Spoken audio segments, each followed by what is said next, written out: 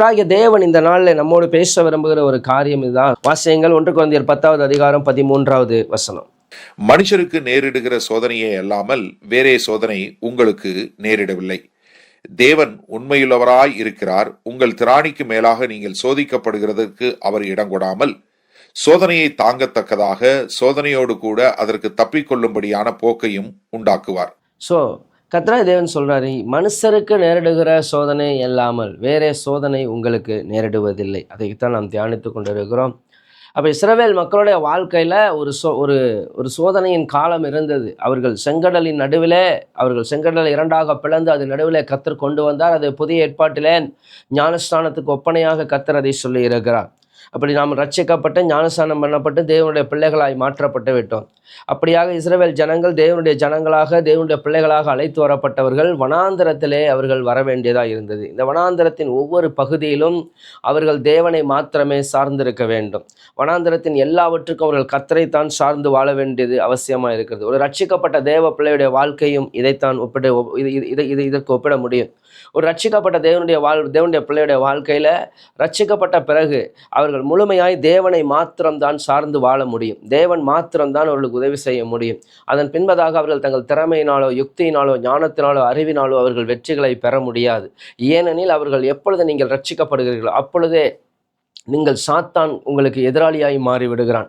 அது வரைக்கும் சாத்தானுக்கு சிநேகிதனாக நாம் இருக்கிறோம். என்றைக்கு சாத்தானை விட்டு, அவனுடைய அதிகாரத்தை விட்டு, இருளின் அதிகாரத்தை விட்டு தேவனுடைய அன்பின் குமாரனுடைய ராஜ்யத்துக்கு நாம் வந்து விட்டோமோ அப்பொழுது நம்முடைய வாழ்க்கையில் போராட்டங்கள் தொடங்கி விடுகிறது. நம்ம வாழ்க்கையில் நெருக்கங்கள் கடந்து வருகிறது, சோதனைகள் வருகிறது, இந்த போராட்டங்கள் வருகிறது. தேவனுக்காக வாழ வேண்டிய இந்த வாழ்க்கையில் நெருக்கங்களும் கண்ணீர்களும் கடந்து வர ஆரம்பிக்கிறது. இப்பொழுது நமக்கு என்ன செய்வதென்று தெரியாத ஒரு சூழ்நிலை காணப்படுகிறது. நான் என்ன செய்ய முடியும்? ஏனெனில் அந்த வனாந்திரத்தில் அவர்கள் அங்கு ஒன்றும் கிடையாது, அங்கு எது ஒன்றும் கிடையாது. அவர்கள் எல்லாவற்றுக்கும் தேவனைத்தான் நோக்கி பார்க்க வேண்டும். நன்மையான எந்த ஈவும் பூரணமான எந்த வரமும் பரத்திலிருந்து உண்டாகி ஜோதிகளின் பிதாவினிடத்திலிருந்து இறங்கி வந்தால் ஒழிய வேறு எந்த வழியும் அங்கு இல்லை.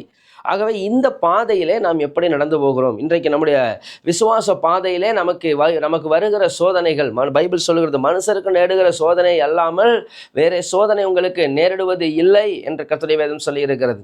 அப்போ நமக்கு ஒரு விசித்திரமான சோதனைகள் அல்ல, மனிதர்களுக்கு வரக்கூடிய சோதனைகள் தான் நமக்கு வருகிறது. ஆனால் ஒரு அருமையான ஒரு சத்தியம் உண்டு, தேவன் உண்மையுள்ளவராக இருக்கிறார். அவர் சோதனை வராது என்று சொல்லவில்லை, சோதனையோடு கூட அதற்கு தப்பிக்கொள்ளும்படியான போக்கை அவர் உண்டாக்குவார் என்றுதான் வேதம் சொல்லுகிறது. அந்த இஸ்ரவேல் ஜனங்கள் வனாந்தரத்தில் வருகிற பொழுது வனாந்தரம் வெறுமையாய் அங்கு காணப்படுகிறது, அங்கு ஒன்றும் இல்லை.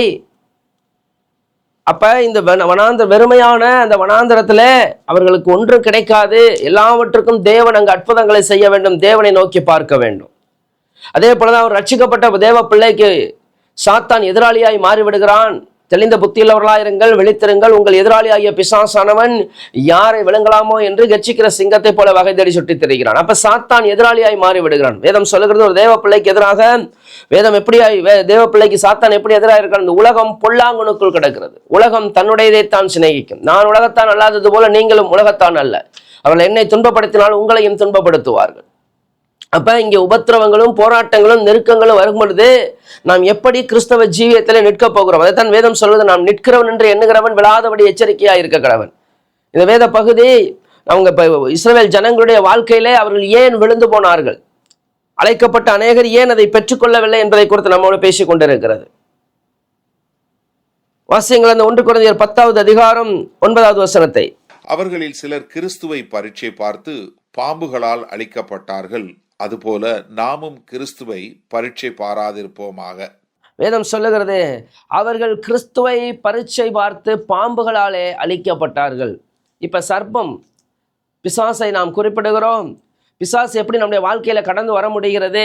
அதனாலதான் வேதம் சொல்றது எபேசியர் 4:27 பிசாசுக்கு இடம் கொடாதிருங்கள், பிசாசுக்கு இடம் கொடாதிருங்கள். அவர்கள் தேவனை பரீட்சை பார்த்தார்கள், அதனாலே பாம்புகளாலே அழிக்கப்பட்டார்கள். என்னாகமம் 21வது அதிகாரம் வசனம் 1-9 வரைக்கும். என்னாகமம் 21வது அதிகாரம் வசனம் 1-9 வரைக்கும். வேவுக்காரர் காண்பித்த வழியாக இஸ்ரவேலர் வருகிறார்கள் என்று தெற்கே வாசம் பண்ணுகிற கானானியன் ஆகிய ஆராத் ராஜா கேள்விப்பட்ட போது அவன் இஸ்ரவேலருக்கு விரோதமாக யுத்தம் பண்ணி அவர்களில் சிலரை சிறைப்பிடித்து கொண்டு போனான். அப்பொழுது இஸ்ரவேலர் கர்த்தரை நோக்கி, தேவரீர் இந்த ஜனங்களை எங்கள் கையில் ஒப்பு கொடுத்தால் அவர்களுடைய பட்டணங்களை சங்காரம் பண்ணுவோம் என்று பிரதிக்கினை பண்ணினார்கள். கர்த்தர் இஸ்ரவேலின் சத்தத்துக்கு செவி கொடுத்து அவர்களுக்கு கானானியரை ஒப்பு கொடுத்தார். அப்பொழுது அவர்களையும் அவர்கள் பட்டணங்களையும் சங்காரம் பண்ணி அவ்விடத்திற்கு ஓர்மா என்று பெயரிட்டார்கள். அவர்கள் ஏதோம் தேசத்தை சுற்றி போகும்படிக்கு ஓர் என்னும் மலையை விட்டு சிவந்த சமுத்திரத்தின் வழியாய் பிரயாணம் பண்ணினார்கள். வழி நிமித்தம் ஜனங்கள் மனமடிவடைந்தார்கள். ஜனங்கள் தேவனுக்கும் மோசேக்கும் விரோதமாக பேசி, நாங்கள் வனாந்தரத்திலே சாகும்படி நீங்கள் எங்களை எகிப்து தேசத்திலிருந்து வர பண்ணினதென்ன? இங்கே அப்பமும் இல்லை, தண்ணீரும் இல்லை. இந்த அற்பமான உணவு எங்கள் மனதுக்கு வெறுப்பாயிருக்கிறது என்றார்கள். அப்பொழுது கர்த்தர் கொள்ளிவாய் சர்ப்பங்களை ஜனங்களுக்குள்ளே அனுப்பினார். அவைகள் ஜனங்களை கடித்ததினால் இஸ்ரவேலருக்குள்ளே அநேக ஜனங்கள் செத்தார்கள். அதனால் ஜனங்கள் மோசேயினிடத்தில் போய், நாங்கள் கர்த்தருக்கும் உமக்கும் விரோதமாய் பேசினதினால் பாவம் செய்தோம். சர்ப்பங்கள் எங்களை விட்டு நீங்கும்படி கர்த்தரை நோக்கி விண்ணப்பம் பண்ண வேண்டும் என்றார்கள். மோசே ஜனங்களுக்காக விண்ணப்பம் பண்ணினான். அப்பொழுது கர்த்தர் மோசேயை நோக்கி, நீ ஒரு கொள்ளிவாய் சர்ப்பத்தின் உருவத்தை செய்து அதை ஒரு கம்பத்தின் மேல் தூக்கி வை. கடிக்கப்பட்டவன் எவனோ அவன் அதை நோக்கி பார்த்தால் பிழைப்பான் என்றார். அப்படியே மோசே ஒரு வெண்கல சர்ப்பத்தை உண்டாக்கி அதை ஒரு கம்பத்தின் மேல் தூக்கி வைத்தான். சர்ப்பம் ஒருவனை கடித்த போது அவன் அந்த வெண்கல சர்ப்பத்தை நோக்கி பார்த்து பிழைப்பான். ஆமென். இங்க பாருங்க, இந்த சர்ப்பத்தினால் கடித்த இஸ்ரவேல் ஜனங்கள் மரித்ததை நாம் பார்க்கிறோம். என்ன நடந்துச்சு? போய் ஒரு கூட்டம் வேவு பார்த்தார்கள். அதன் வழியாக அவர்கள் கடந்து வருகிறார்கள். வந்த பொழுது என்ன நடந்துச்சு அப்படின்னு சொன்னா, அவர்கள் வருகிற பொழுது கானானியனாகிய ஆராத் என்கிற ஒரு ராஜா கேள்விப்படுகிறான். அவன் இஸ்ரவேலுக்கு விரோதமாக யுத்தம் பண்ணி அவர்கள் சிலரை சிறைபிடித்து கொண்டு போயிட்டான். சிலரை சிறைபிடித்து கொண்டு போய்விட்டான்.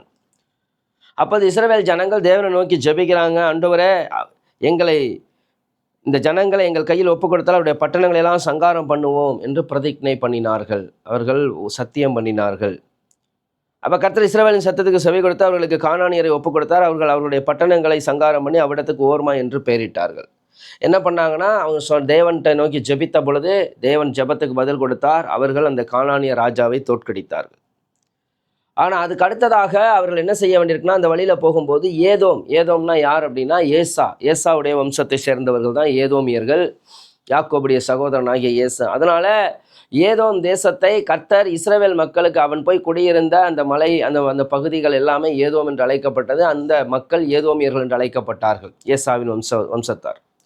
ஆகவே அவன் யாக்கோபுடைய சகோதரனாக இருந்ததுனாலே, ஈசாக்குடைய வம்சத்தில் அவனும் வந்ததுனாலே, கர்த்தர் அவனை ஆசீர்வதித்திருப்பதனாலே அவர்களுடைய சுதந்திரத்தை இவர்களுக்கு தருவது இல்லை என்று சொல்லியிருந்தார். ஏதோமுடைய ஆசீர்வாதத்தை நீங்கள் பெற முடியாது அப்படின்னு சொல்லியிருந்தார். ஆகவே இப்போ என்ன பண்ணணும் அப்படின்னா, அந்த ஏதோம் தேசத்தை சுற்றி போக வேண்டும். ஏன்னால அந்த தேசம் அவர்களுக்குரியதல்ல, அவர்கள் அதை சுற்றி போக வேண்டும். வழியிலே அவர்கள் ஏதோம் தேசத்தில் வழி கேட்ட பொழுது அவர்கள் கொடுக்கவில்லை. ஆகவே சுற்றி போக வேண்டியதாக இருந்தது. அப்போ பைபிள் சொல்லுது, அவர்கள் சிமந்த சமுத்திரத்தின் வழியாக மறுபடியும் பிரயாணம் பண்ணினார்கள். வழி நிமித்தம் ஜனங்கள் மனமடிவடைந்தார்கள். அருமையான தேவ பிள்ளைகளே, எப்பொழுது நமக்கு தேவனுக்கு விரோதமாய் நாம் பேச ஆரம்பிக்கிறோம், எப்பொழுது தேவனை பரீட்சை பார்க்கிறோம், எப்பொழுது தேவனுக்கு விரோதமாக நாம் செயல்பட ஆரம்பிக்கிறோம், நாம் மனமடிவு, மனோ துக்கத்தினாலே ஆவி முறிந்து போகும் என்று கர்த்தருடைய வேதம் சொல்லுகிறது. இன்றைக்கு உங்களுடைய வழிகளின் நிமித்தம், உங்களுடைய சூழ்நிலைகளின் நிமித்தம், நடந்து போகிற பாதைகளின் நிமித்தம் நீங்கள் மனமடிவாய் இருப்பீர்களானால், இன்றைக்கு நான் உங்களுக்கு சொல்லுகிற ஒரு காரியம் ஒன்று இதுதான். கர்த்தருடைய பிள்ளைகளே, தேவன் எல்லாவற்றையும் அறிவார். உங்களை அழைத்தவர் உண்மையுள்ளவர், மறந்து விடாதிருங்கள். அவர் எல்லாவற்றையும் அறிவார். உங்கள் தாயின் கற்பத்தில் கரு உருவாகும் முன்னே உருவேற்படும் நாட்களை முன்குறித்தவர் அவர். உலக தோற்றத்துக்கு முன்பதாகவே உங்களை அவர் முன்குறித்தவர். தம்முடைய சகோதரர்களுக்காக நீங்கள் அவருக்கு ஒப்பாய் இருக்கும்படி உங்களை முன்குறித்தவர். உங்களை மீட்கும்படியாக தம்முடைய ஒரே பேரான குமாரனை சிலுவையிலே பலியாய் ஒப்பு கொடுத்தவர். ஆகவே அவருக்கு சகலமும் அறியும். ஆகவே நீங்கள் மனம் அடிவடையாதிருங்கள், மனம் சோர்ந்து போகாதீர்கள். அநேகருடைய இருதயங்கள் மனம் சோர்ந்து போகிறது, அநேகர் இருதயங்கள் துவண்டு போகிறது நிமித்தம் தேவனுக்கு விரோதமாய் பேச ஆரம்பிக்கிறார்கள். எல்லாம் இழந்து போன பொழுது, எல்லாம் இருக்கிற பொழுது அல்லேலூயா துதி மகிமை அப்படின்னு பாடுறதுல யோபுவின் மனைவிக்கு எந்த பிரச்சனையும் இல்லை. ஆனால் இங்கே ஒரு திடீரென்று எல்லாம் இழந்து போன வேளையிலே அவளுடைய கோபம் எவ்வளவு உச்சக்கட்டத்தை எட்டியிருக்கிறது என்று சொன்னால், அவள் தேவனையும் வெறுக்கிறாள், தன் கணவனையும் வெறுக்கிறாள். சொல்றா, நீர் ஏன் உயிரோடு இருக்கிறீர்? நீ செத்துரு. எப்படி செத்துரு? சாதாரணமான சாகாத, நீ தேவனை தூசித்துத்தான் ஜீவனை விட வேண்டும். நீ சூசைட் பண்ணி சாகணும், ஆனால் சாதாரணமாக சாகக்கூடாது. எவ்வளவுக்கு எவ்வளவு தேவனை தூசிக்க முடியுமோ தூசித்து ஜீவனை விடு. கசப்பு ஒரு மனிதனுக்குள்ளாக வருகிற பொழுது, வெறுப்பு ஒரு மனிதனுக்குள்ளாய் வருகிற பொழுது, இருதயத்தின் நிறைவினால் வாய் பேசும். இஸ்ரவேல் ஜனங்கள், தேவன் இப்பொழுதுதான் ஒரு பெரிய யுத்தத்திலே ஜெயத்தை கொடுத்தார். ஒரு காரியத்தில் ஒரு பகுதியை கர்த்தர் யுத்தம் பண்ணி ஜெயிக்க வைக்கிறார். இன்னொரு பகுதியிலே கர்த்தர், அந்த தேசத்தை நான் உங்களுக்கு தரமாட்டேன், ஆகவே நீங்கள் சுற்றி போக வேண்டும் என்று கர்த்தர் சொல்லுகிற பொழுது அவர்களால் அதை ஏற்றுக்கொள்ள முடியவில்லை. வலிய நிமித்தம் சோர்வுகள், சில நேரங்களில் தேவ பிள்ளைகள், சில நேரங்களில் நமக்கு சில போராட்டங்கள், சில நெருக்கங்கள் வருகிற பொழுது, சில நேரங்களில் உங்களுடைய ஆசீர்வாதங்கள் தாமதமாகிற பொழுது, சில நேரங்களில் சில காரியங்களுக்கு நீங்கள் நீண்ட நாட்கள் காத்திருக்க வேண்டியதாக இருக்கிறது. உங்களுடைய இருதயங்கள் மனமடிந்து போகிறது, மனமடிந்து போகிறது, மனமுடைந்து போகிறது. அதுக்கு தான் கர்த்தர் சொல்றாரு, ஏசாயா தீர்க்கதரிசன புஸ்தகம் 35வது அதிகாரம் 3-4. தளர்ந்த கைகளை திடப்படுத்தி தள்ளாடுகிற முழங்கால்களை பலப்படுத்துங்கள். மனம் பதறுகிறவர்களை பார்த்து நீங்கள் பயப்படாதிருங்கள், திடன் கொள்ளுங்கள். இதோ உங்கள் தேவன் நீதியை சரிக்கட்டவும் உங்கள் தேவன் பதிலளிக்கவும் வருவார். அவர் வந்து உங்களை ரட்சிப்பார் என்று சொல்லுங்கள். இன்னைக்கு எதைத்தான் சொல்ல கர்த்தர் உங்களுக்கு சொல்ல, தளர்ந்த கைகளை மறுபடியும் திடப்படுத்துங்கள், தள்ளாடுகிற முழங்கால்களை பலப்படுத்துங்கள். தேவன் நிச்சயமாகவே உங்களுக்கு பதிலளிக்க வரும். மனம் பதறுகிறவர்களை பார்த்து நீங்கள் பயப்படாதிருங்கள், திடன் கொள்ளுங்கள். இதோ உங்கள் தேவன் நீதியை சரிக்கட்ட உங்கள் தேவன் பதிலளிக்கவும் வருவார். அவர் வந்து உங்களை ரட்சிப்பார் என்று சொல்லுங்கள் என்று வேதம் சொல்லுகிறது. அப்ப கர்த்தராகிய தேவன் சொல்றாரு, நீங்கள் என்ன செய்யுங்க, நெருக்கங்கள் வரும்பொழுது சோர்ந்து போகாதீங்க. நெருக்கம் வராதுன்னு பைபிள் சொல்லவே இல்லை. சங்கீதம் 91:14-15 வாசிங்க. அவன் என்னிடத்தில் வாஞ்சையாய் இருக்கிறபடியால் அவனை விடுவிப்பேன். என் நாமத்தை அவன் அறிந்திருக்கிறபடியால் அவனை உயர்ந்த அடைக்கலத்திலே வைப்பேன். அவன் என்னை நோக்கி கூப்பிடுவான், நான் அவனுக்கு மறு உத்தரவு அருளிச் செய்வேன். ஆபத்தில் நானே அவனோடு இருந்து அவனை தப்புவித்து அவனை கனப்படுத்துவேன். இங்க கர்த்தராகிய தேவன் சொல்றாரு, அவன் வாஞ்சையா இருக்கிறதுனால அவனை விடுவிப்பேன், என் நாமத்தை நடந்திருக்கிற உயர்ந்த அடைக்கலத்தில் வைப்பேன். அப்படின்னா என்ன விடுவிப்பேன்னா என்ன? அவன் சிக்கல்ல இருக்கலாம், போராட்டத்தில் இருக்கலாம், விடுவிக்க நான் வருவேன். உங்களை விடுவிக்கிறவர் வருவார். நீங்க ஒருவேளை தாழ்ந்து போய் இருக்கலாம், ஒருவேளை நீங்க தோல்வி அடைந்த நிலையில இருக்கலாம், உங்களை உயர்த்துகிற தேவன் வருவார். அவன் என்னை நோக்கி நான் வாஞ்சியா இருக்கிறேனே, தேவனுக்காக இவ்வளவு செய்கிறேனே, தேவனுக்காக ஓடுறேனே, என் நிலைமை எப்படி இருக்குது? கர்த்தர் நீதி செய்யும்படி வருவார், உங்களை ரட்சிக்கும்படி வருவார், உங்களை விடுவிக்கும்படி வருவார். ஆனால் முறுமுறுக்காதிருங்கள், தேவனை பரீட்சை பார்க்காதிருங்கள், தேவனை துக்கப்படுத்தாதிருங்கள். அது சாத்தானுக்கு கதவுகளை திறந்துவிடும். உள்ளே சாத்தான் உள்ளே நுழைந்த பொழுது சர்ப்பங்கள் வந்து என்ன நடந்துச்சு அப்படின்னு சொன்னா, சர்ப்பம் கொள்ளிவாய் சர்ப்பங்களை கர்த்தர் கட்டளையிட்டார். 1 சாமுவேல் 16வது அதிகாரம் 14வது வசனத்தை வாசியுங்கள். 1 சாமுவேல் 16வது அதிகாரம் 14வது வசனம். கர்த்தருடைய ஆவி சவுலை விட்டு நீங்கினார். கர்த்தரால் வரவிடப்பட்ட ஒரு பொல்லாத ஆவி அவனை கலங்க பண்ணி கொண்டிருந்தது. அப்ப இங்க வேதம் சொல்லுகிறது, கர்த்தரால் வரவிடப்பட்ட ஒரு பொல்லாத ஆவி, தேவ ஆவியானவர் விலகிட்டாரு. சவுலுடைய வாழ்க்கையில தேவ சத்தத்துக்கு அவன் கீழ்ப்படியாதபடி, தேவனுடைய சத்தத்துக்கு எதிரடையாய் அவன் செயல்பட்டதுனாலே கர்த்தருடைய ஆவியானவர் அவனை விட்டு விலகினார். இப்ப தேவனால் வரவிடப்பட்ட ஒரு பொல்லாத ஆவி அவனை கலங்க பண்ணி கொண்டிருந்தது. இன்னைக்கு தேவ பிள்ளைகளே, பல நேரங்களில உங்கள் வாழ்க்கையில பிசாசுகள் உள்ளே நுழைவதற்கு என்ன காரணம்? இல்லை, உங்களுடைய போராட்டங்களுக்கு என்ன காரணம்? நம்ம சீர்தூக்கி பார்க்க வேண்டும். பைபிள் அதனால தான் சொல்லுது, பிசாசுக்கு இடம் கொடாதிருங்கள். தேவன்ட்ட பிசாசு அப்படின்னா என்ன அர்த்தம்? பிசாசு தேவன்ட்ட அனுமதி வாங்கிட்டு தான் வரான். நீர் அவனை சுற்றி வேலி அடைக்கவில்லையோ அப்படின்லாம் கேட்டு அனுமதி வாங்கி தான் வரான். கர்த்தர் சொல்றார், பேதுரு தொடர்ச்சியாக பல நேரங்களிலே வேக வேகமாக செயல்பட்டு கடைசியிலே சிக்கலில் மாட்டிக்கொள்கிறவன் தான் பேதுரு. இப்பொழுது பேதுருடைய வாழ்க்கையில ஒரு கடினமான சூழ்நிலை கர்த்தர் சொல்லுகிறார், பேதுருவே, சாத்தான் உங்களை சுலகினால் புடைக்கிறது போல புடைக்கிறதற்கு உத்தரவு கேட்டுக்கொண்டான். நானோ உன் விசுவாசம் ஒளிந்து போகாதபடி வேண்டிக் கொண்டேன். நீ ஸ்திரப்பட்ட பின்பு உன் சகோதரரை ஸ்திரப்படுத்து. அப்போ சாத்தானுக்கு அங்கே பர்மிஷன், அனுமதி கொடுக்கப்பட்டிருக்கிறதை நாம் பார்க்கிறோம். அனுமதி கொடுக்கவில்லை என்று சொல்லவில்லை, அனுமதி கொடுக்கப்பட்டிருக்கிறது. எதனால? தேவனுடைய எச்சரிப்புகளை கவனிக்கவே இல்லை. தேவன் எச்சரித்து கொண்டே இருந்தார்.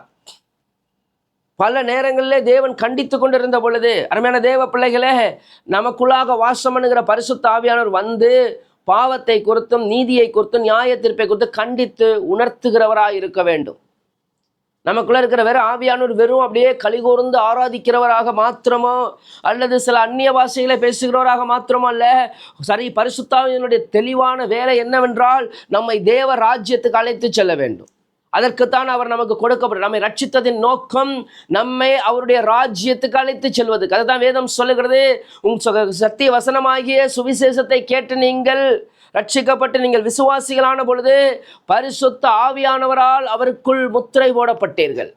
அந்த முத்திரை தான் பரலோகத்துக்கு போகிற அடையாளமாய் காணப்படுகிறது. அந்த பரிசுத்தர் என்னைக்கு அந்த முத்திரையாக அவர் எனக்குள்ளாக வாசம் பண்ணுகிறாரே, அவர் எனக்கு என்ன செய்கிறார்? என்னை பாவத்தை கண்டித்து உணர்த்துகிறார், நீதியை போதிக்கிறார், நியாய தீர்ப்பு வரப்போகிறது என்று எச்சரிக்க வேண்டும். இதுதான் ஆவியானுடைய பிரதான வேலை. இதற்காகத்தான் அவர் கொடுக்கிற அபிஷேகங்களாக இருக்கலாம், வரங்களாக இருக்கலாம், வல்லமைகளாக இருக்கலாம். ஆனால் தேவனுடைய பிரதான நோக்கம் இதுதான். வரப்போகிற அழிவுக்கு நான் தப்புவிக்கப்பட வேண்டும். நான் நித்தியமாய் அவருடைய ராஜ்யத்திலே பங்கு பெற வேண்டும். அப்போ இந்த கர்த்தருடைய சத்தத்துக்கு செவி கொடாத பொழுது, கர்த்தருடைய சத்தத்தை புறக்கணிக்கிற பொழுது, கர்த்தர் நடத்துகிற பாதையில பொறுமையா இராத பொழுது இங்க என்ன நடக்குது? இஸ்ரவேல் மக்கள் மனம் அடிவடைந்த பொழுது உடனே என்ன செய்தார்கள்? தேவனுக்கும் மோசேக்கும் விரோதமாய் பேசினார்கள். நீங்கள் பேசுகிற வார்த்தைகளை குறித்து கவனமாய் இருக்க வேண்டும். பிரசங்கி 5வது அதிகாரம் வசனம் 1-2 வாசியுங்கள். நீ தேவாலயத்துக்கு போகும்போது உன் நடையை காத்துக்கொள். மூடர் பலியிடுவது போல பலியிடுவதை பார்க்கிலும் செவி கொடுக்கச் சேர்வதே நலம். தாங்கள் செய்கிறது தீமை என்று அறியாதிருக்கிறார்கள். தேவ சமூகத்தில் நீ துணிகரமாய் உன் வாயினால் பேசாமலும் மனம் பதறி ஒரு வார்த்தையையும் சொல்லாமலும் இரு. தேவன் வானத்தில் இருக்கிறார், நீ பூமியில் இருக்கிறாய். ஆதலால் உன் வார்த்தைகள் சுருக்கமாயிருப்பதாக. உன் வார்த்தைகள் சுருக்கமாயிருக்க. தேவாலயத்தை உன் நடையை காத்துக்கொள். சர்ச்சுக்கு போகிறதுங்கிறது இல்லை, அனுதினமும் நாம தான் தேவனுடைய ஆலயம். நாம் போகும் பொழுதும் வரும் பொழுதும் அதெல்லாம் நம்ம சொல்லுது, போ நீ உன் அந்த வசனங்களை உன் நெற்றியிலே கட்டிக்கொள் என்று வேதம் சொல்லுகிறது. போகையிலும் வருகையிலும் அவைகளை குறித்து நீ பேசி கொண்டிருப்பாயாக. இன்னைக்கு கர்த்தருடைய பிள்ளைகளாகிய நாம தேவனுக்கு விரோதமாய் பேசுகிறதை குறித்து கவனமாய் இருக்க வேண்டும். தேவன் வானத்தில் இருக்கிற பூமியில் இருக்கிற வார்த்தைகள் சுருக்கமாய் இருக்க வேண்டுமா? பக்தி விருத்திக்கு ஏதுவான நல்ல வார்த்தை உண்டானால் அதையே பேசுங்கள். சூழ்நிலைகள் நெருக்கமாய் வருகிற பொழுதே நீங்கள் பேசுகிற வார்த்தை அழைக்கப்பட்டது எதற்காக? பாலும் தேனும் ஓடுகிற தேசத்தை பெறும்படியாக. ஆனால் பாதை லகுவாய் இருக்காது என்பதுதான் உண்மை. பாதை நாம் எதிர்பார்க்கிற வண்ணமாய் இருப்பது இல்லை, நாம் விரும்புகிற வண்ணமாய் காரியங்கள் இருப்பதில்லை. நெருக்கங்கள், போராட்டங்கள் எல்லாம் வரத்தான் போகிறது. தேவனை பின்பற்ற வேண்டுமானால் சட்டம் ஒன்றுதான், தன்னைத்தான் வெறுத்து தன் சிலுவையை எடுத்து கொண்டு என்னை பின்பற்று என்றுதான் கர்த்தர் அழைத்தார். என்னை பின்பற்றி வாருங்கள் என்று சொன்ன பொழுது அவர்கள் தங்களையும் தங்கள் தகப்பனையும் படவையும் வேலைக்காரர்களையும் விட்டுவிட்டு அவருக்கு பின் சென்றார்கள். அப்ப சில நேரங்களிலே இந்த சோதனைகள் சந்திக்க வேண்டியிருக்கும். நம்ம நேசத்துக்குரியவர்களே, அன்புக்குரியவர்களை விட்டுவிட்டு தேவனை பின்பற்ற வேண்டும். சில நேரங்களில் இந்த உலகத்தின் காரியங்கள், உலகத்தின் வெற்றிகள், உலகத்தின் ஜெயங்கள், உலகத்தின் சொகுசுகள், களியாட்டுகள் இவைகளெல்லாம் விட்டுவிட்டு தேவனை பின்பற்ற வேண்டும். நான் எதை பெற்றேன் என்று சொல்லிக் கொண்டிருப்பது மாத்திரம் போதாது.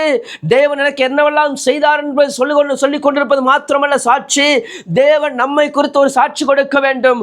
அதற்கு நாம் தேவனுக்கு என்ன செய்தோம் என்பதை தான் தேவன் சாட்சியாய் சொல்ல முடியும். நாம் எதை விட்டோம், எதை இழந்தோம், எதை கொடுத்தோம் தேவனுக்காக. இஸ்ரவேல் மக்களால் என்ன செய்ய முடியலைன்னா, அவர்களால் ஒரு கொஞ்ச காலத்தில் அவர்கள் இருக்க முடியவில்லை. அவர்களால் ஒரு கொஞ்ச நேரம் பொறுமையாக இருக்க முடியாது. அவர்கள் உடனே என்ன செய்கிறார்கள் என்று சொன்னால், நாங்கள் வனாந்தரத்திலே சாகும்படி நீங்கள் எங்களை எகிப்து தேசத்து வரப்பண்ணினது என்ன? அப்போ அவர்கள் எதற்காக வந்தார்கள்? அழைக்கப்பட்டது பாலும் தேனும் ஓடுகிற தேசத்தை சுதந்தரிக்கும்படி. ஆனால் அவருடைய நாவின் அறிக்கை எப்படி இருக்கிறது? நாங்கள் சாகும்படி வந்தோம். நடந்த காரியம் என்ன? இந்த வார்த்தையை சொன்ன அத்தனை பேரும் செத்தார்கள். ஒருவனாகிலும் தேவனுடைய ராஜ்யத்தை, அந்த பாலும் தேனும் ஓடுகிற தேசத்தை சுதந்தரிக்கவில்லை. ஆகவே அருமையான தேவ பிள்ளைகளே, இன்றைக்கு இந்த இஸ்ரவேல் மக்களிடத்திலிருந்து நீங்கள் கற்றுக்கொள்ள வேண்டும். அதைத்தான் புதிய ஏற்பாட்டிலே ஏன் இது எழுதப்பட்டிருக்கிறது? இவைகள் திருஷ்டாந்தங்களாக எழுதப்பட்டிருக்கிறது. இவர்கள் என்ன செய்தார்கள், இவர்கள் ஏன் இழந்தார்கள், ஏன் தேவனுடைய விலையேறப்பட்ட அழைப்பை பெற்றவர்கள், தேவனுடைய வல்லமையும் மகிமையும் கண்டவர்கள், வனாந்தரத்திலே தேவனுடைய மன்னாவை புசித்தவர்கள் ஏன் வாக்கு பண்ணின கானானை சுதந்தரிக்கவில்லை? தேவனுக்கு விரோதமாய் பேசி தேவனை பரீட்சை பார்த்தார்கள். எங்களை இங்கு கொல்லும்படிதான் அவர் கொண்டு வந்தார். நான் தேவனை சந்தித்ததினால் என்ன லாபம் இருக்கிறது? நான் ரட்சிக்கப்பட்ட ஒரு பிரயோஜனம். தேவ பிள்ளைகளே, உங்கள் வார்த்தைகள் சரியில்லாவிட்டால் நீங்கள் தேவனுடைய ஆசீர்வாதத்தை சுதந்திரிக்க போவது இல்லை என்பதை மறந்து விடாதீர்கள். அநேகருடைய நாவுகளை குறித்து கர்த்தர் துக்கப்படுகிறார். அதே பிரசங்கி எழுதின புஸ்தகம் 5வது அதிகாரம் வசனம் 6 வாசியுங்கள். உன் மாம்சத்தை பாவத்துக்குள்ளாக்க உன் வாய்க்கு இடங்கொடாதே, அது புத்தி பிசகினால் செய்தது என்று தூதனுக்கு முன் சொல்லாதே.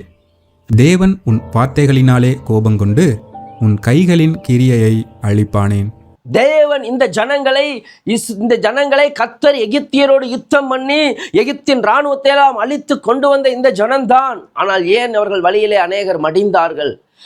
பைபிள் சொல்லுது, அவர்கள் அதிகமான பேர்களிடத்தில் தேவன் பிரியமாய் இல்லை. ஏன் பிரியமாய் இல்லை? நாங்கள் நாவினால் அவர்கள் தேவனை பரீட்சை பார்த்தார்கள். உங்கள் வார்த்தைகளினால் தேவனை பரீட்சை பார்த்தார்கள்.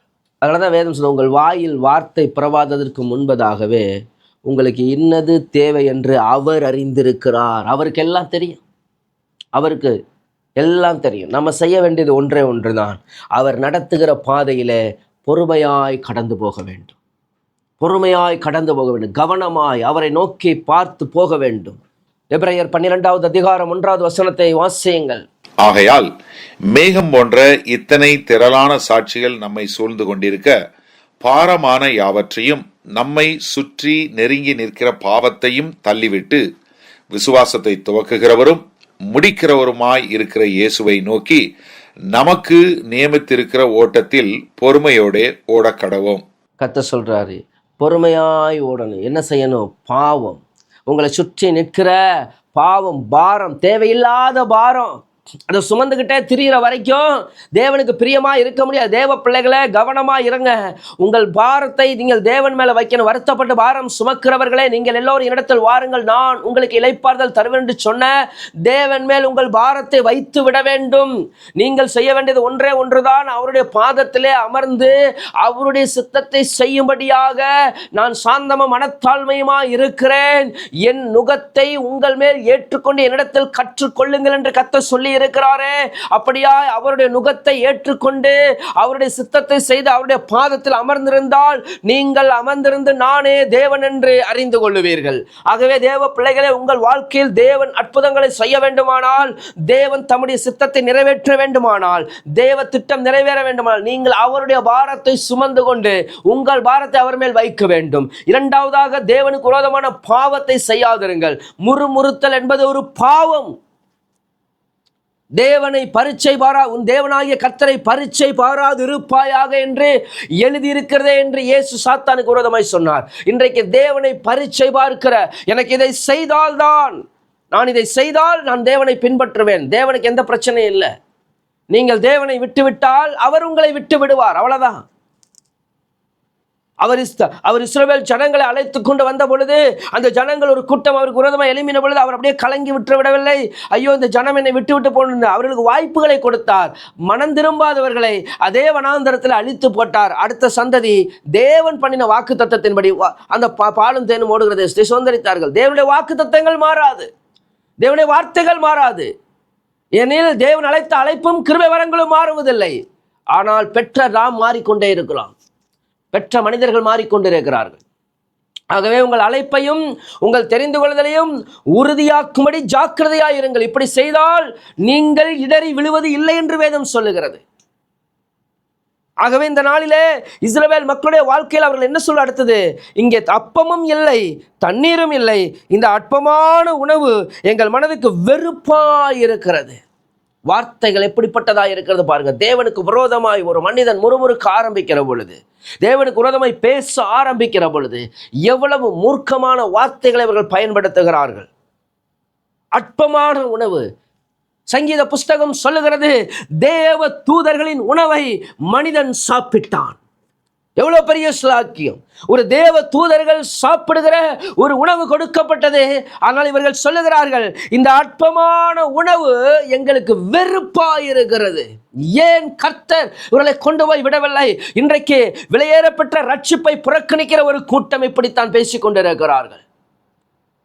தேவன் தம்முடைய ஒரே பேரான குமாரனை கொடுத்து இந்த விலையேறப்பட்ட ரட்சிப்பை கொடுத்தார். ஆனால் இன்றைக்கு ரட்சிப்பை பரிகசிக்கிற, ரட்சிப்பை அற்பமா எண்ணுகிற ஒரு கூட்டம் எழும்பி நின்று கொண்டிருக்கிறது.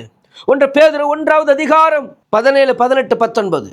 அன்றியும் பட்சபாதம் இல்லாமல் அவனவனுடைய கிரியைகளின்படி நியாயம் தீர்க்கிறவரை நீங்கள் பிதாவாக தொழுது கொண்டு வருகிறபடியால் இங்கே பரதேசிகளாய் சஞ்சரிக்கும் அளவும் பயத்துடனே நடந்து கொள்ளுங்கள். உங்கள் முன்னோர்களால் பாரம்பரியமாய் நீங்கள் அனுசரித்து வந்த வீணான நடத்தையினின்று அழிவுள்ள வஸ்துக்களாகிய வெள்ளியினாலும் பொன்னினாலும் மீட்கப்படாமல் குற்றமில்லாத மாசற்ற ஆட்டுக்குட்டியாகிய கிறிஸ்துவின் விலையேறப்பெற்ற இரத்தத்தினாலே மீட்கப்பட்டீர்கள் என்று அறிந்திருக்கிறீர்களே.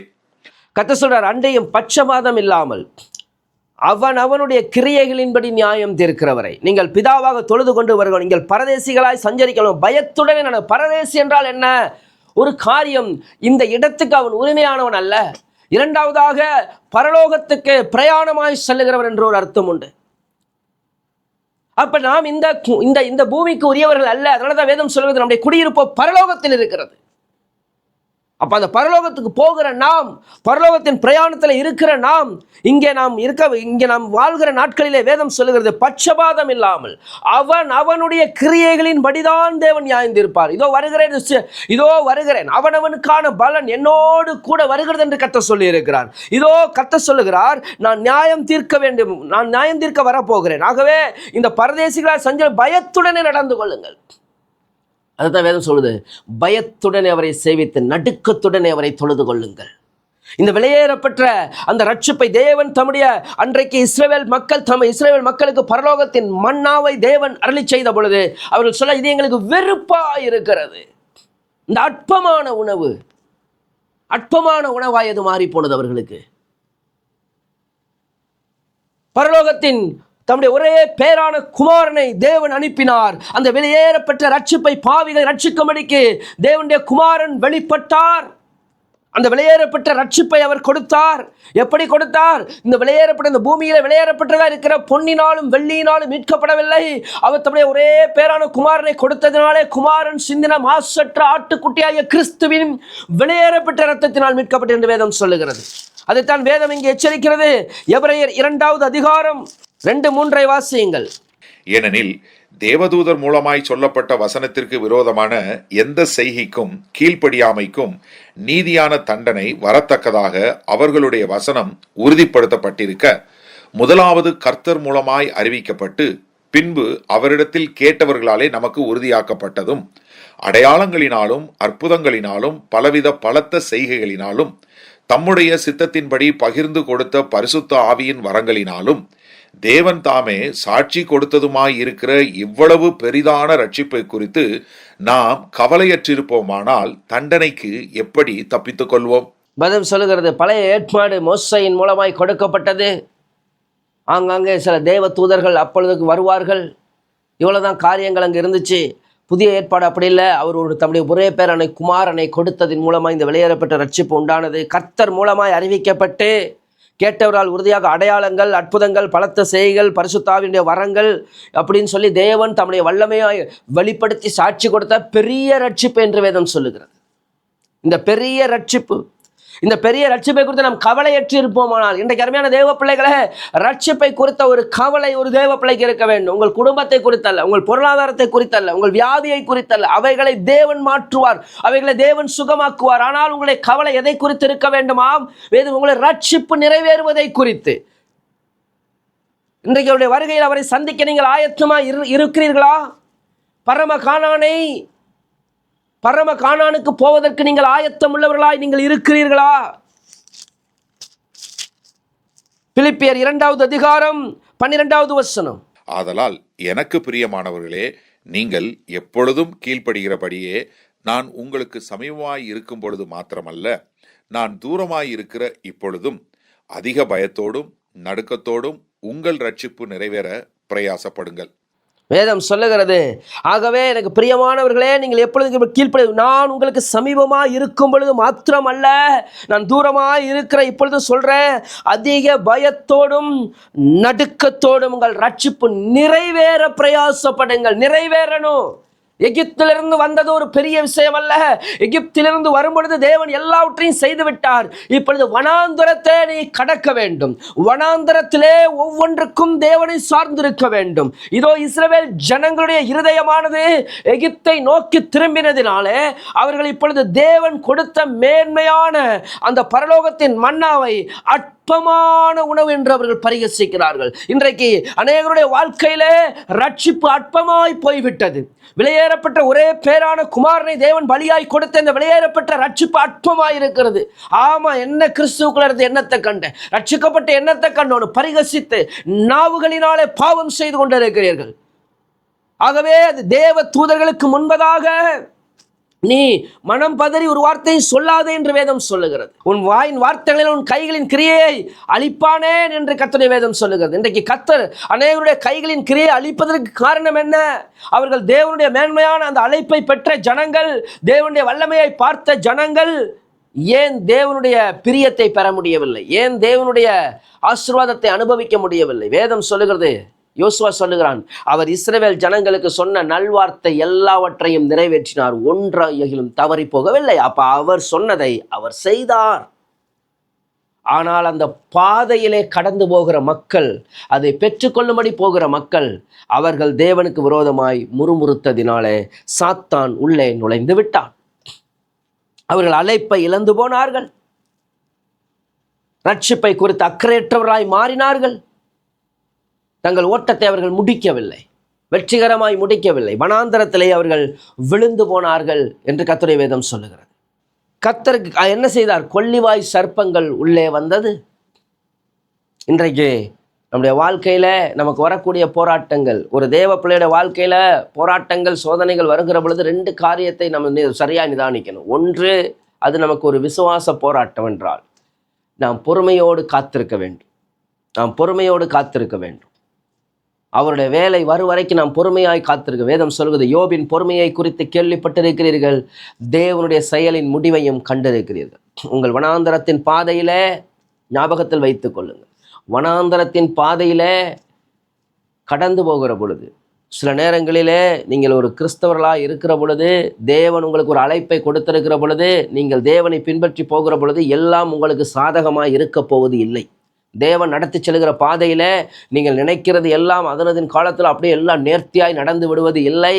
நீங்கள் அவருடைய வார்த்தையின்படி நடக்கிறீர்களோ நடக்க மாட்டீர்களோ என்று சோதிக்கும்படியாக அவர் இந்த வனாந்தரத்தில் உங்களை கட்டாயம் நடத்துவார். உங்களுடைய நீங்கள் விசுவாசிப்பீர்களோ இல்லையோ என்பதை சோதிக்கும்படி அந்த சோதனைகள் கடந்து வரும். அந்த சோதனையை சகிக்கிற மனுஷன்தான் பாக்கியவான். சோதனையை ஜெயிக்கிறவன் தான் ஜீவ கிரீடத்தை பெற முடியும். ஆகவே சோதனைகள் வரத்தான் செய்யும். சோதனை வராது, உலகத்திலே உபத்திரவம் உண்டு, ஆனாலும் திடன் கொள்ளுங்கள், நான் உலகத்தை ஜெயித்தேன் என்றுதான் கர்த்தர் சொல்லி இருக்கிறார். ஆகவே இந்த சோதனையின் நாட்களிலே நான் எப்படி முன்னேறி செல்லுகிறேன், என் சோதனையிலே எப்படி நான் சகித்து கொள்ளுகிறேன். அவர் தமக்கு முன் வைத்திருந்த சந்தோஷத்தின் பொருட்டு அவமானத்தை எண்ணாமல் சிலுவையை சகித்தார். அதான் சோதனை. அவர் எதிர்த்து நிக்கல. அவர் வையப்படும் பொழுது பதில் வையாமலும், பாடுபடும் பொழுது பயமுறுத்தாமலும், நியாயமாய் தீர்ப்பு செய்கிறவருக்கு தம்மை ஒப்பு கொடுத்தார். தேவ சித்தத்துக்கு தன்னை ஒப்பு கொடுத்தார், சகித்து கொண்டார். அவர் தாமே சோதிக்கப்பட்டு பாடுபட்டதினாலே சோதிக்கப்படுகிறவர்களுக்கு உதவி செய்ய வல்லவராக. அப்ப சோதிக்கப்பட்டு பாடுகளை பட்டார். பாடு வராதுன்னு சொல்லல, உபத்திரவம் வராதுன்னு சொல்லல. இது நடுவில் நாம் தேவனை நோக்கி பார்க்க வேண்டும். ஆபத்து காலத்தில் என்னை நோக்கி கூப்பிட, நான் உன்னை விடுவிப்பேன், நீ என்னை மகிமைப்படுத்துவா என்று கர்த்தர் சொல்லி இருக்கிறார். இங்கே கர்த்தராகிய தேவன் இஸ்ரவேல் மக்களுடைய வாழ்க்கையிலிருந்து நமக்கு அதைத்தான் இன்றைக்கு கற்றுக் கொடுத்து கொண்டிருக்கிறார். அவர்கள் வெறுப்பாகி விட்டார்கள். அதனால கர்த்தர் என்ன செய்தார்னா, கொள்ளிவாய் சர்ப்பங்களை அனுப்பினார். அநேகர் செத்து போனார்கள், அவர்கள் மரித்து போனார்கள். இன்றைக்கு உங்கள் ஆத்துமாவை மரணத்துக்கு நேராய் நடத்தும்படி மாம்சத்தை பாவத்துக்குள்ளாக்க உன் வாய்க்கு இடங்கொடாதே. அது புத்தி பிசகினால் செய்தது என்று தூதனுக்கு முன்பதாய் சொல்லாதே. தேவன் உன் கைகளின் கிரியையை அழிப்பானேன். அப்ப ரெண்டாவதாக, முதலாவது என் விசுவாச பாதையில, நான் போகிற பாதையில நான் எதிர்பார்க்கிற வண்ணமாய் காரியங்கள் நடக்காத பொழுது நான் பொறுமையாய் கர்த்தருக்கு காத்திருக்க வேண்டும். நான் கர்த்தரிடத்தில் பொறுமையாய் காத்திருந்தேன். அவர் என்னிடமாய் சாய்ந்து என் கூப்பிடுதலை கேட்டார் என்று பக்தன் சொல்ல. அப்ப கர்த்தருக்கு பொறுமையாய் காத்திருக்க வேண்டும். கர்த்தருக்கு காத்திருக்கிறவர்கள் புது பலன் அடைந்து கழுகுகளைப் போல சட்டைகள் எடுத்து எழும்புவார்கள். அவர்கள் ஓடினாலும் இளைப்படைவது இல்லை, நடந்தாலும் சோர்ந்து போவது இல்லை. ஆனால் காத்திருப்பதில் ரொம்ப முக்கியம். இன்னொரு பகுதி என்ன அப்படின்னா, உங்களுடைய வழிகள் தேவனுக்கு பிரியமற்றதாக இருக்கும் பொழுது, போராட்டங்கள் வருகிற பொழுது, பிசாசுகள் உள்ளே நுழைய ஆரம்பிக்கிறது. எப்பொழுதெல்லாம் தேவனுடைய வழிகளிலே நாம் சோர்ந்து போய் தேவனுக்கு விரோதமாய் நாம் பேசி தேவனை விட்டு வழி விலகி நம்முடைய சொந்த வழிகளை தெரிந்து கொள்ளுகிற பொழுது சர்ப்பம் உள்ளே நுழைந்து விடுகிறது. இப்ப சாத்தான் உள்ள வந்துட்டான். இப்ப ஜனங்கள் என்ன செய்கிறார்கள்? என்னாகமம் 21:7 வாசிங்க. அதனால் ஜனங்கள் மோசேயினிடத்தில் போய், நாங்கள் கர்த்தருக்கும் உமக்கும் விரோதமாய் பேசினதினால் பாவம் செய்தோம். சர்ப்பங்கள் எங்களை விட்டு நீங்கும்படி கர்த்தரை நோக்கி விண்ணப்பம் பண்ண வேண்டும் என்றார்கள். மோசே ஜனங்களுக்காக விண்ணப்பம் பண்ணினான். இங்க ஜனங்கள் இப்பொழுதுதான் உணர்வடைகிறார்கள். சில நேரங்களில ஏன் சாத்தானை தேவன் அனுமதிக்க வேண்டியதா இருக்கிறது? சாத்தானை ஏன் அனுமதிக்க வேண்டியதா? உணர்வற்ற நிலை. தேவனை குறித்த உணர்வு இல்லை. ராஜாவாகிற முன்னாடி தேவ பிரசன்னத்திலே வாழ்ந்தார் தாவீது. தேவ பிரசன்னம் தான் அவருக்கு எல்லாம். ஆனால் ஒரு நாள் வந்துச்சு. 1 நாளாகமம் 21:1 வாசியுங்கள். சாத்தான் இஸ்ரவேலுக்கு விரோதமாய் எழும்பி இஸ்ரவேலை தொகையிடுகிறதற்கு தாவீதை ஏவி விட்டது. யார் இவரு? தேவனுடைய தீர்க்கதரிசி, தேவனுடைய சத்தத்தை கேட்டவன், தேவனுடைய ஆவியினால் நிரப்பப்பட்டவன், இன்பமாய் சங்கீதங்களை பாடினவன், எல்லாவற்றையும் கர்த்தரை கேட்டு ஓடினவன். ஒரு நாட்களிலே ஆடுகளுக்கு பின்னால் இருக்கிற பொழுது கர்த்தர் என் மேய்ப்பராய் இருக்கிறார், நான் தாழ்ச்சி அடையேன், அவனை புல்லுள்ள இடங்களில் மேய்த்து அமர்ந்த தண்ணீரை கொண்டு போய் விடுவார் என்று பாடினவன் தான். நான் கர்த்தருடைய வீட்டிலே நித்திய நாட்களாய் நிலைத்திருப்பேன் என்று சந்தோஷமாய் சங்கீதம் பாடினவன் தான். ஆனால் இன்றைக்கு சாத்தான் ஏவுகிறான். அதை அறிந்து கொள்ள முடியாத அளவுக்கு அவன் உணர்வில்லாதவனாய் மாறி போனான். உணர்வில்லாதவனுடைய இருதயம் இருள் அடைந்தது. தேவனுக்கு விரோதமாய் ஜனங்களை எண்ண வேண்டும் என்ற ஒரு மனநிலை அவனுக்கு உருவானது. பிரிவினையின் எண்ணம் அவனுக்குள்ளாய் விதைக்கப்பட்டது. யூதா கோத்திரத்தை சேர்ந்தவர்கள், நான் ஒரு யூத கோத்திரத்தை சேர்ந்தவன், யூதா கோத்திரத்திற்கு எத்தனை பேர் இருக்கிறார்கள்? அது அருவருப்பாய் இருந்தது தேவனுடைய பார்வையில். 70,000 ஜனங்கள் மடிந்து போனார்கள். சாத்தான் உள்ளே நுழைந்ததுக்கு காரணம் என்ன? மனமேட்டிமை என்ற பாவம். இஸ்ரவேல் மக்களுடைய வாழ்க்கையிலே அவர்கள் தேவனுடைய காரியத்தை அற்பமாய் எண்ணினார்கள். தேவனுடைய விலையேறப்பட்ட வானத்திலிருந்து பொழிந்த மன்னாவை அற்பமாய் எண்ணி, அது வெறுப்பாயிருச்சு அவங்களுக்கு. அதனால் அவர்கள் என்ன பண்ணுறாங்கன்னா, தேவனுக்கு விரோதமாய் முறுமுறுத்தார்கள். ஆனால் இப்பொழுது என்ன செய்கிறார்கள்? மனம் திரும்புகிறார்கள். தாவீது மனம் திரும்பின பொழுதுதான் சங்காரக்காரன் பட்டயத்தை உள்ளே போட்டான். இங்கே நடந்தது என்ன? ஜனங்கள் போய் ஜெபிக்க சொன்னாங்க. ஜெபிக்க சொன்னும்போது கர்த்தர் என்ன ஆன்சர் பண்ணுறாரு? 8வது வசனத்தை வாசிங்க. என்னாகமம் 21:8. அப்பொழுது கர்த்தர் மோசேயை நோக்கி, நீ ஒரு கொள்ளிவாய் சர்ப்பத்தின் உருவத்தை செய்து அதை ஒரு கம்பத்தின் மேல் தூக்கி வை. கடிக்கப்பட்டவன் எவனோ அவன் அதை நோக்கி பார்த்தால் பிழைப்பான் என்றார். அப்படியே மோசே ஒரு வெண்கல சர்ப்பத்தை உண்டாக்கி அதை ஒரு கம்பத்தின் மேல் தூக்கி வைத்தான். சர்ப்பம் ஒருவனை கடித்த போது அவன் அந்த வெண்கல சர்ப்பத்தை நோக்கி பார்த்து பிழைப்பான். இங்க கர்த்தர் சொல்றாரு, உடனே ஓகே நான் மன்னிச்சிட்டேன்னு சொல்லல. இங்க ஒரு காரியத்தை கர்த்தர் செய்ய சொல்லுகிறார். ஒரு கொள்ளிவாய் சர்ப்பத்தை, எந்த சர்ப்பம் அவர்களை கடித்ததோ அந்த சர்ப்பத்தையே நீ செய்து அதை ஒரு கம்பத்தின் மேலே தூக்கி வை. கடிக்கப்பட்டவன் எவனோ அவன் அதை நோக்கி பார்த்தால் பிழைப்பான். அப்படியே மோசே ஒரு வெண்கல சர்ப்பத்தை உண்டாக்கி அதை ஒரு கம்பத்தின் மேல் தூக்கி வைத்தான். சர்ப்பம் ஒருவனை கடித்த பொழுது அவன் இந்த வெண்கல சர்ப்பத்தை நோக்கி பார்த்து பிழைப்பான். ஏன் அதை கர்த்தர் அங்கே வைத்தார் தெரியுமா? அவர்களை வெறும் மன்னித்து விட்டு விடவில்லை. ஏனெனில் அந்த கடி வாங்கினவன் அந்த விஷம் அவனுக்குள்ளாய் உள்ளே நுழைந்த பொழுது, ஏன் இந்த விஷ பாம்பு, இந்த விஷப்பூச்சி என்னை கடித்ததென்றால், இதோ நான் தேவனுக்கு விரோதமாய் பாவம் செய்தேன். அதை அவங்க நோக்கி பார்க்கிற பொழுது, இந்த சர்ப்பம் ஏன் என்னை கடித்தது, அதை உணர்கிறான். அதை உணர்ந்து அவன் மனம் வருந்த வேண்டும். அவன் தன் பாவத்துக்கு மனம் வருந்தி தன் பாவத்தை நிமித்தம் தேவனிடத்தில் அறிக்கையிட்டு பாவ மன்னிப்பை பெற வேண்டும். அப்போதான் அவன் விடுதலையை பெற முடியும். தன் பாவத்தை மறைக்கிறவன் வாழ்வடைய மாட்டான், அவைகளை அறிக்கை செய்து விட்டு விடுகிறவனோ இரக்கம் பெறுவான் என்று வேதம் சொல்லுகிறது. ஆகவே அந்த வெண்கல சர்ப்பமை நோக்கி பார்த்து, இதோ நான் ஏன் இந்த சர்ப்பம் என்னை கடித்தது, இந்த சர்ப்பம் ஏன் என்னை கடிக்க வேண்டும், நான் தேவனுக்கு விரோதமாய் முறுமுறுத்தேன், தேவனுக்கு விரோதமாய் நான் பேசினேன். இந்த உணர்வை அவன் அடைய வேண்டும் என்பதற்காகத்தான். யோவான் 3வது அதிகாரம் வசனம் 14-15. சர்ப்பமானது மோசேயினால் வனாந்தரத்திலே உயர்த்தப்பட்டது போல மனுஷகுமாரனும் தன்னை விசுவாசிக்கிறவன் எவனோ அவன் கெட்டு போகாமல் நித்திய ஜீவனை அடையும்படிக்கு உயர்த்தப்பட வேண்டும். உயர்த்தப்பட வேண்டும். சர்ப்பமானது மோசே வனாந்தரத்தில் உயர்த்தப்பட்டது போல ஏன் அது மேலே வைக்கப்பட்டது என்றால், அதை நோக்கி பார்க்கிற ஒவ்வொருவனும் தன் பாவத்தை உணர வேண்டும். இந்த சர்ப்பம் தான் என்னை கடித்தது. வாசிங்கள் கலாத்தியர் 3வது அதிகாரம் 13வது வசனம். மரத்திலே தூக்கப்பட்ட எவனும் சபிக்கப்பட்டவன் என்று எழுதியிருக்கிறபடி கிறிஸ்து நமக்காக சாபமாகி நியாயப்பிரமாணத்தின் சாபத்திற்கு நம்மை நீங்களாக்கி மீட்டுக் கொண்டார். நம்மை நீங்களாக்கி, இங்க மரத்திலே தூக்கப்பட்ட எவனும் சபிக்கப்பட்ட, நமக்கு சிலுவை அடையாளங்கள் கொடுக்கப்பட்டிருக்கிறதே. இன்றைக்கு திருச்சபைகளிலே சிலுவைகள் காணப்படுகிறது, வீடுகளிலே சிலுவைகள் இருக்கிறது.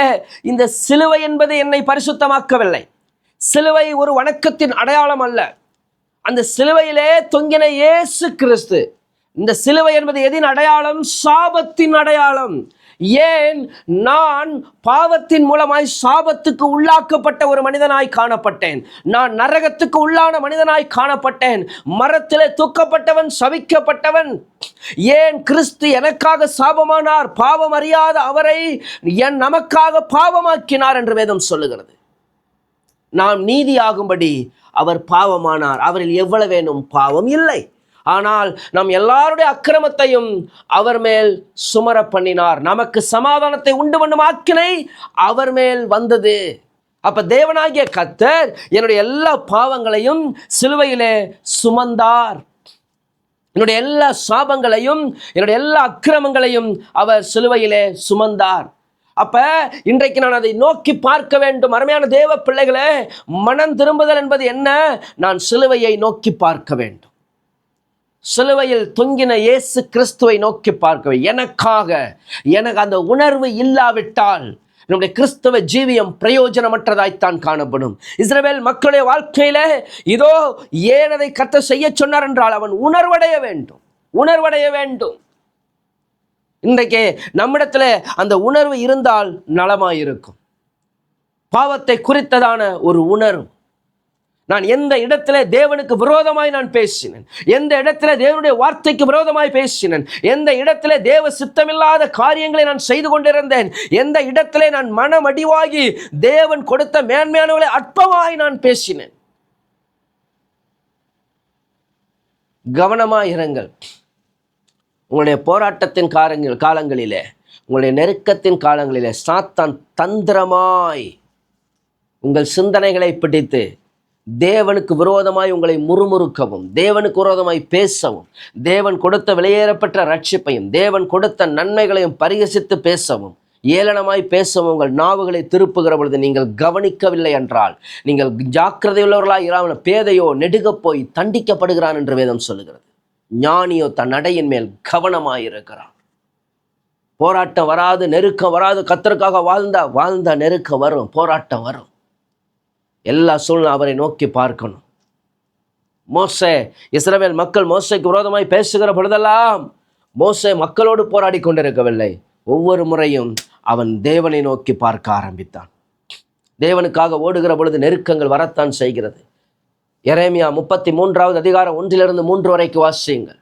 எரேமியா இன்னும் காவற்சாலையின் முற்றத்திலே அடைக்கப்பட்டிருக்கையில் கர்த்தருடைய வார்த்தை 2ஆம் தரம் அவனுக்கு உண்டாகி, அவர் இதை செய்கிற கர்த்தருமாய் இதை திடப்படுத்தும்படிக்கு இதை உருவேற்படுத்துகிற கர்த்தருமாயிருக்கிற ஏகோவா என்னும் நாமமுள்ளவர் சொல்லுகிறது என்னவென்றால், என்னை நோக்கி கூப்பிடு, அப்பொழுது நான் உனக்கு உத்தரவு கொடுத்து நீ அறியாததும் உனக்கு எட்டாததுமான பெரிய காரியங்களை உனக்கு அறிவிப்பேன்.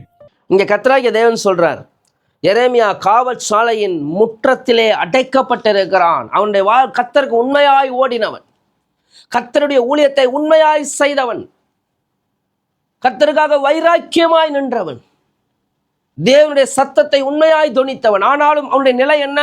இன்றைக்கு அடைக்கப்பட்டிருக்கிறான். அருமையான தேவ பிள்ளைகளே, நீங்கள் கர்த்தருக்காக ஓடுகிற பொழுது அல்லது கர்த்தருக்கு உண்மையாய் நீங்கள் நிற்கிற பொழுது எல்லாம் உங்களுக்கு சாதகமாய் இருந்து விட வேண்டும் என்று அர்த்தம் அல்ல. எல்லாம் சாதகமாய் இருந்தால்தான் நீங்கள் சரியாய் ஓடுகிறீர்கள் என்று அர்த்தம் அல்ல. நீங்கள் உண்மையாய் ஓடுகிற பொழுது நீங்கள் தேவனுக்கும் உங்கள் மனசாட்சிக்கும் சரியாய் நீங்கள் ஓட பழகிக் கொள்ளுங்கள். உண்மையாய் கர்த்தருடைய வார்த்தையின்படி நீங்கள் ஓடுகிற பொழுது உங்களை சுற்றி எது நடந்தாலும் சரி, அவருடைய தீர்மானத்தின்படி அழைக்கப்பட்டவர்களாய் அவரிடத்தில் அன்பு கூறுவர்களுக்கு சகலமும் நன்மைக்கு ஏதுவாக நடக்கிறது என்று அறிந்திருக்கிறோம் என்று வேதம் சொல்லுகிறது. ஆகவே இந்த நாட்களிலே நடந்த காரியங்கள் எல்லாம் ஒருவேளை இது சிறைச்சாலையில் இருக்கிற ஒரு சந்தோஷமான காரியமா இல்லை. அடைக்கப்பட்ட ஒரு நிலையில உணவுகள் கிடைக்குமா கிடைக்காதா தெரியாது, எவ்வளவு அடிகள் வேதனைகள் நமக்கு தெரியாது. வெறும் அப்படியே கம்போர்ட்ல உட்கார்ந்து இருக்கிறது அல்ல, வேதனையும் கண்ணீரும் நிறைந்த ஒரு வாழ்க்கை, வெளி உலக தொடர்பில்லாத ஒரு வாழ்க்கை, நேரத்துக்கு நேரம் ஒரு நல்ல உணவில்லாத ஒரு வாழ்க்கை, எத்தனை கொசு கடிகள் இருந்தது தெரியாது, எப்படிப்பட்ட நிலைகள் இருந்தது என்று தெரியாது. அப்படிப்பட்ட எல்லா குறைவுகளின் நடுவிலே, வேதனையின் நடுவிலே வாழ்ந்து கொண்டிருந்த ஒரு வாழ்க்கை. இப்படிப்பட்ட நேரத்தில் தான் கர்த்தர் சொல்றாரு, இரண்டாம் தரம் அவனுக்கு உண்டாகினது. ஏற்கனவே ஒரு தடவை பேசிட்டாரு, மறுபடியும் கர்த்தர் அவனோடு பேசுகிறார், மறுபடியும் அவனோடு பேசுகிறார். நீங்கள் எந்த சூழ்நிலை இருந்தாலும் கர்த்தர் பேசுவார், கர்த்தர் இடைப்படுவார். கர்த்தர் சொல்றாரு, இதை செய்கிறவரும் இதை திடப்படுத்தும்படி இதை உருவேற்படுத்துகிற கர்த்தருமாகிய யெகோவா நாமமுள்ள அவர் சொல்லுகிறது என்னவென்றால், நான் உனக்கு என்ன சொல்றேன், எதை நீ இப்படிப்பட்ட அடைக்கப்பட்ட நிலையில இருக்கிற, நீ போராட்டமான சூழ்நிலையில இருக்கிற இந்த நேரத்தில் நீ என்னை நோக்கி கூப்பிடு, நான் உனக்கு உத்தரவு கொடுத்து நீ அறியாதும் உனக்கு எட்டாதுமான பெரிய காரியம் உனக்கு அறிவிப்பேன். அப்ப நெருக்கம் போராட்டங்கள் வரும்பொழுது தேவ பிள்ளைகளை முறுமுறுக்கிறதை நிறுத்துங்க, குறை சொல்றதை நிறுத்துங்க, தேவனை நோக்கி கூப்பிடுங்க. ஆபத்து காலத்தில் சோர்ந்து போவாயானால் உன் பலன் குறைகிறது. ஆபத்து காலத்தில் என்னை நோக்கி கூப்பிடு, நான் உன்னை விடுவிப்பேன், நீ என்னை மகிமைப்படுத்துவாய் என்று கர்த்தர் சொல்லுகிறார். கர்த்தர் சொல்றார், நீ கூப்பிடு, உன்னை அடைக்கப்பட்டிருக்கிற ஒன்றும் இல்லை, தேவனை நோக்கி கூப்பிடு. அவரை நோக்கி பார்த்த முகங்கள் பிரகாசம் அடைந்தன, அவைகள் வெட்கப்பட்டு போவதில்லை. தேவன் இதைத்தான் நமக்கு கற்றுக் கொடுக்க விரும்புகிறார். சூழ்நிலைகள் எப்படி இருந்தாலும் சரி, பொறுமையாயிருக்க பழகிக் கொள்ளுங்கள், சகித்து கொள்ள பழகிக் கொள்ளுங்கள். தேவனுக்கு விரோதமாய் முறுமுறுக்கவோ தேவனுக்கு விரோதமாய் பேசவோ உங்கள் நாவுகளை எடுத்து விடாதிருங்கள். கடைசியில் சாத்தானுக்கு இடம் கொடுத்து விடாதிருங்கள். அவன் உங்கள் நன்மைகள் ஆசீர்வாதங்கள் திருடி விட இடம் கொடுத்து விடாதீர்கள். ஒருவேளை அப்படி நீங்கள் செய்திருப்பீர்களானால் உடனே நீங்கள் உங்களை தாழ்த்தி மனம் திரும்புங்கள். எந்த இடத்துல கர்த்தரை விட்டு விலகினீங்க, எந்த இடத்துல தேவனுக்கு விரோதமாய் பேசினீர்கள், எது உங்கள் வாழ்க்கையில சாத்தான் உள் நுழைவதற்கு காரணமாயிருந்தது, மனம் திரும்ப பழகி கொள்ளுங்கள். அதன் பின்பதாக தேவனை நோக்கி கூப்பிட்டு பாருங்கள். தேவன் உங்கள் வாழ்க்கையில நீங்கள் அறியாதும் உங்களுக்கு எட்டாதுமான பெரிய காரியங்களை நிச்சயமாகவே கர்த்தர் செய்வார். காத்தல் கொண்டு கர்த்தர் உங்கள் ஒவ்வொருவரையும் ஆசீர்வதிப்பாராக.